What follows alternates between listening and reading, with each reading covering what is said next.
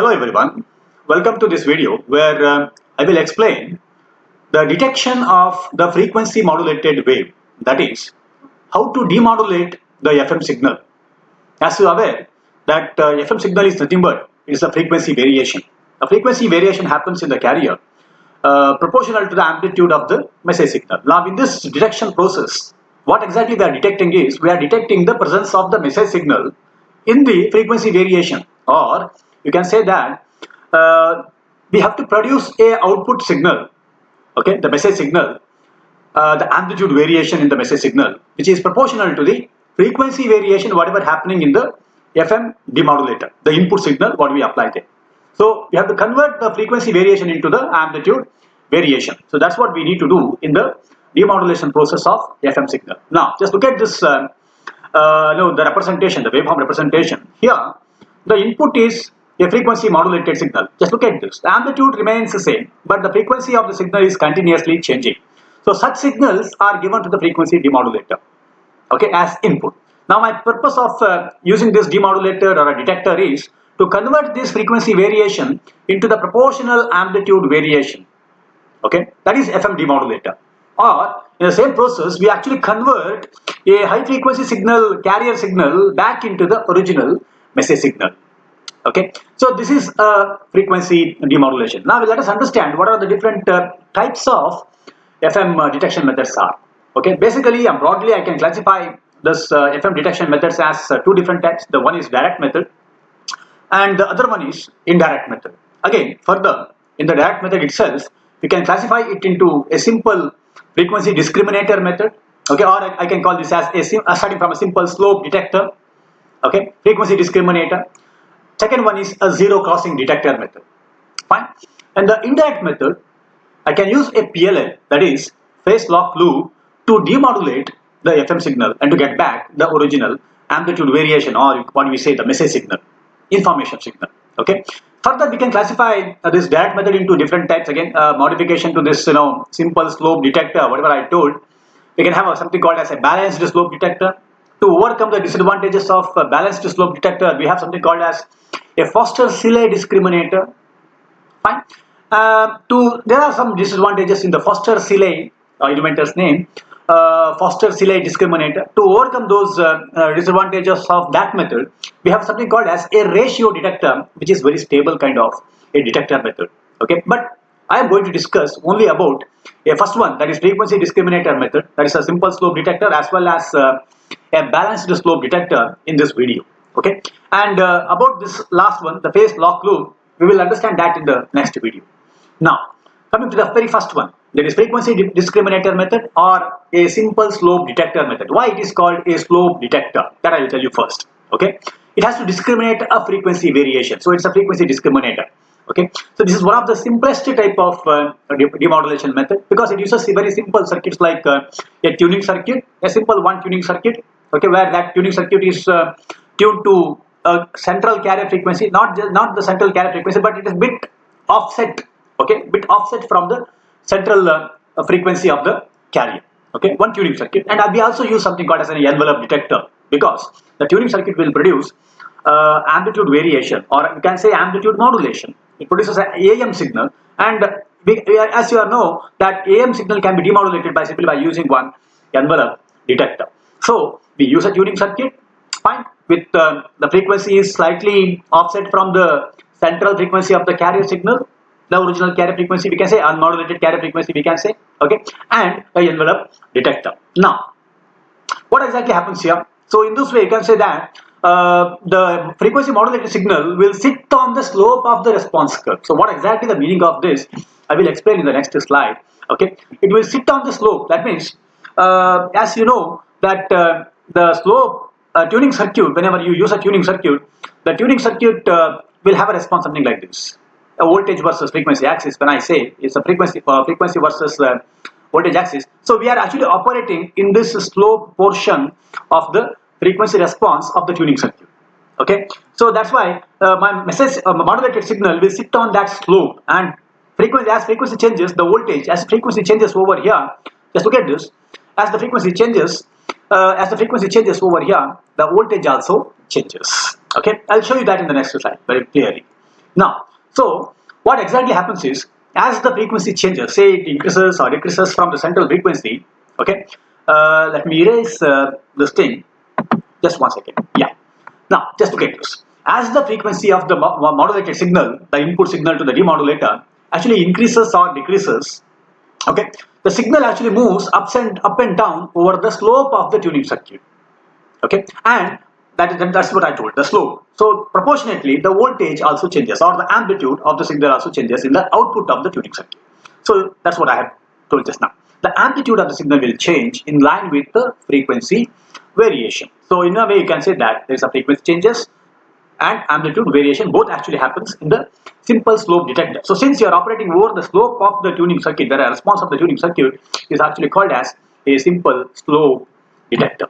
Okay, now this is the actual diagram of a simple slope detector, where I was talking about that tuning circuit. So this T1 is a tuning circuit. Okay, so we have a transformer.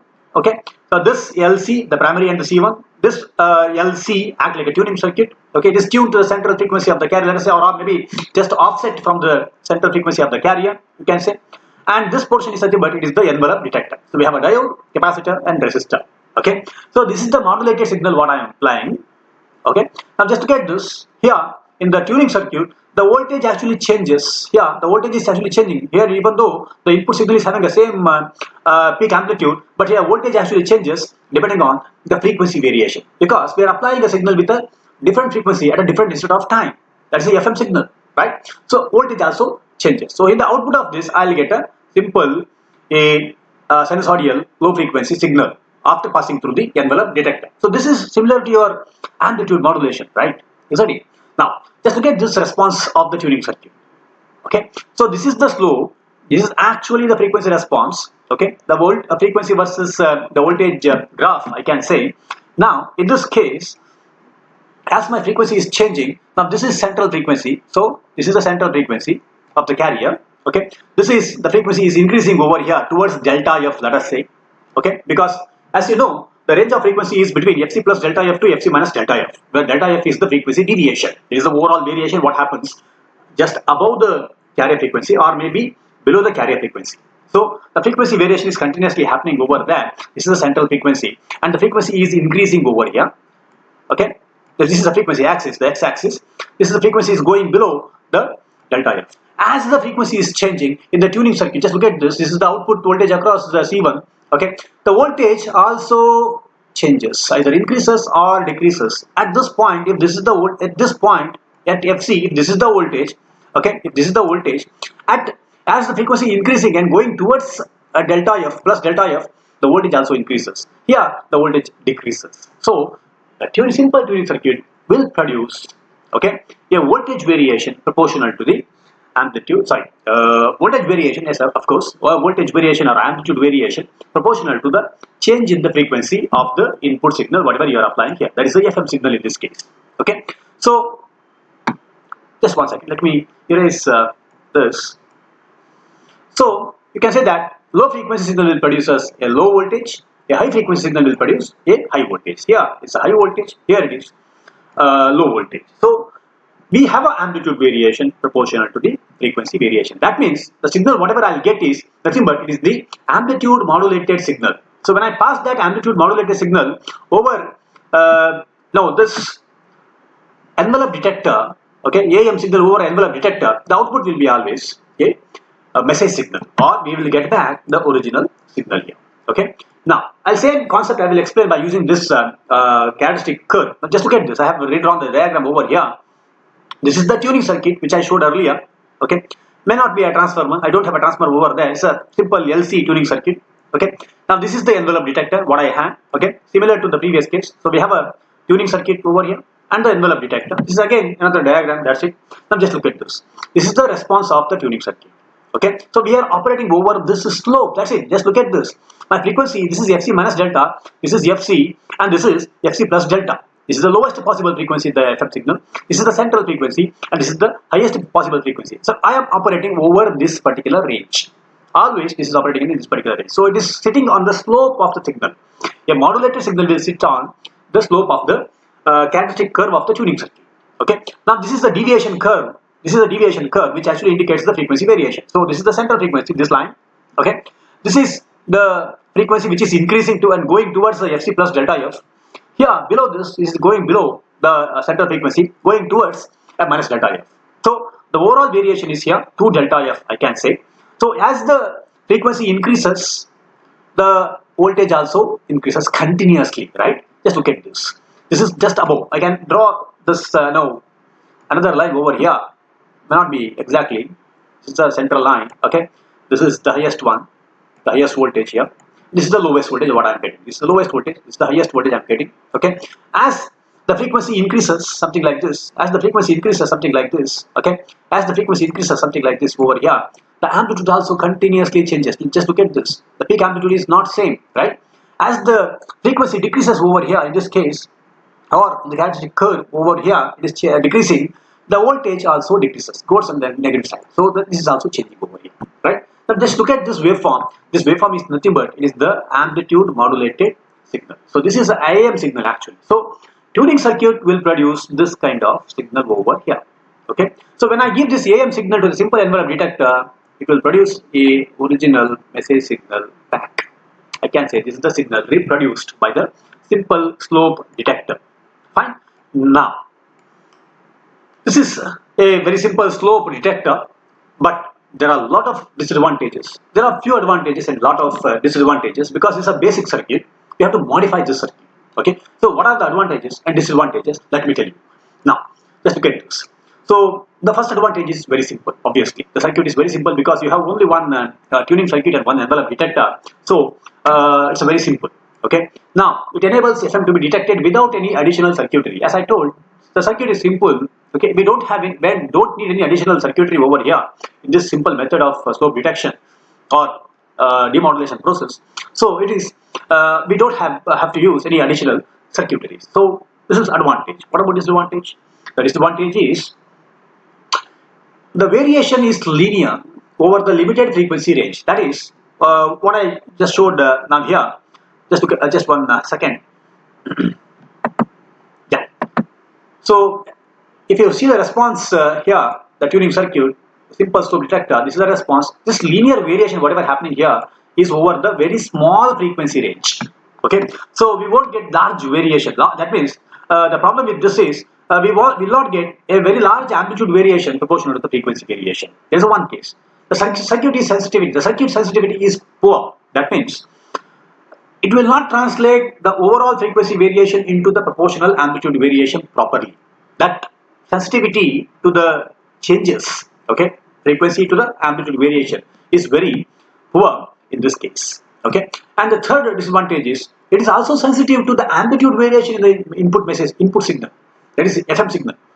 Okay, my circuit should not respond to any amplitude variation happening in the frequency modulated signal, that is the input to the demodulator. But what happens here is the amplitude changes proportional to any amplitude variation happening in the input signal. That should not happen. My circuit should be sensitive only to the frequency variation in the input signal, not the amplitude variation. So this is another disadvantage of this method. Now, to overcome this method, some modification is done. Okay, and that method is actually called as a balanced slope detector. Okay, the second method is called balanced slope detector, where some modification is done to the previous method. What is that modification is? Just look at this. In the previous case, we had only this portion, that is simple slope circuit, that is tuning circuit, and one envelope detector. Now in this case, I am using two simple slope detectors, I can say. This is one simple slope detector, this is another simple slope detector. Together, it's connected in parallel, it is balanced slope detector. The output of both are summed together with this polarity. Okay, this is a original signal we get back actually over there. This is the actual diagram, I can say. Okay, this is just look at this. I have a tuning circuit. This is a tuning circuit for upper portion, simple slope detector first one. This is slope detector second one. Okay, so this is this L and C along with this diode and R and C forms the first slope detector. This L and C along with R2 C2 forms, and along with D2 forms actually the second slope detector. Okay, so I am using two slope detectors and envelope detectors. So this is slope circuit or a tuning circuit. This is another tuning circuit. This is envelope detector. This is another envelope detector. Okay. Now basically there are three tuning circuits. The first one is this. This is primary. In the secondary, we are using a center tap transformer. So this is another tuning circuit. This is one more tuning circuit. Okay. So this is basically tuned to the carrier frequency, and this is designed to tune or to select FC plus delta F. Remember, and this is tuned for the T2. That tuning circuit T2 is tuned for FC minus delta F. Okay, and output of this is given to the envelope detectors. Now, how exactly it works? Just look at this. So we get a VO1 as the voltage, okay, across C1, VO2 as the voltage across C2. Okay, overall voltage is nothing but because the voltage is current is flowing in this direction, maybe or maybe in this direction, in the opposite direction. So the output voltage is actually given by it is V is equal to VO1 minus VO2. The difference between the voltages. The difference between the voltages. If VO1 is equal to VO2, the output voltage will be 0. If VO1 is more than VO2, then the output voltage is positive voltage. If VO1 is less than V2, in that case, this is negative voltage. Now, what we need to do actually here is we are applying the FM input. So, as the frequency of the signal changes, let us say the frequency is increasing. If the frequency is increasing, that means it's a positive half cycle. I should get a positive voltage over here. If the frequency is decreasing in the FM wave, that means it's a negative voltage. That means I should get a negative voltage in the output. Okay. When exactly at the central frequency of the carrier in the FM input, the output should be 0. That is what the requirement is. I think you might have seen a FM wave, right? I have shown that earlier. Correct. Now, how exactly it does? How exactly it produces the output voltage? Now, just look at this. Let us consider initially, okay, that I'll consider 3 different cases. Okay. The one is when the input frequency is equal to FC, that is central frequency of the carrier. Second case is when input frequency is more than FC, what happens? And when it is less than FC, what will be the output voltage produced? Okay, now just look at this. I start with the input frequency which is more than FC. Okay, so there is a FM signal where the frequency of that signal at a particular instant of time is above FC. Okay, now what happens? When that happens, because this is tuned to FC plus delta F, okay, in the response curve, just look at this, this is a response curve. Okay, this is a response curve. This is at FC. This is frequency versus output voltage. This is the FC. And when I going towards say FC plus delta F, okay, what happens when I go towards FC plus delta F? The voltage. Just look at this. I have a response curve. I'll come back to this representation a bit later. Just look at this. This is the response of the top tuning circuit. This is the response of the bottom tuning circuit. This is the combined output voltage or response of both the tuning circuits. Now just look at this. This is the top tuning circuit. It is tuned to FC plus delta F. This is the bottom tuning circuit tuned for FC minus delta F. And this is a center tap, a transformer. So voltage induced will be always 180 degree out of phase. That also we have to remember. Okay. So when I just look at back again, this response. Just look at this. We are getting a maximum voltage at FC plus delta F. This may be FC plus delta F. This B is a bandwidth. Okay, FC plus 2B is a bandwidth. But my just one second. My FC plus delta F is maybe somewhere here. Okay, that is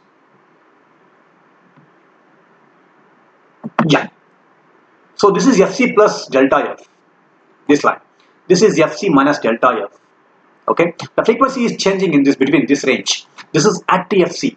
Okay, so this is the response of the top tuning circuit. This is the response of the bottom tuning circuit because both are out of phase because the voltage induced in those transformers or tuning circuits are 180 degree out of phase. So the response is ulta. Just look at this. This is in this direction. This is in this direction.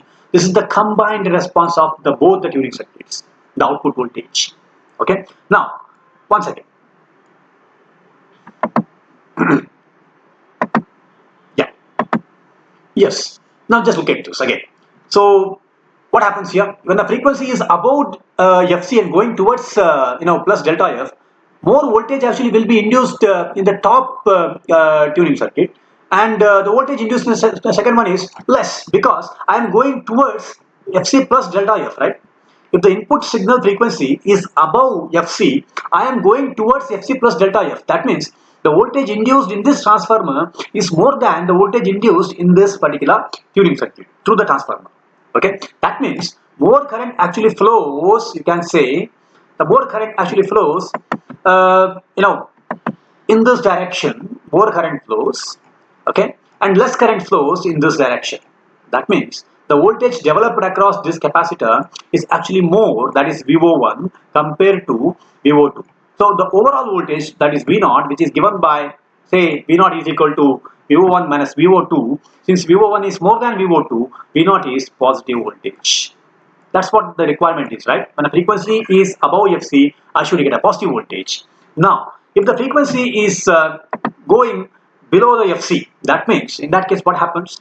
More voltage will be induced in this particular tuning circuit compared to this. That means more current flows in this direction and less current flows in this direction. That is, now VO2 is more than VO1.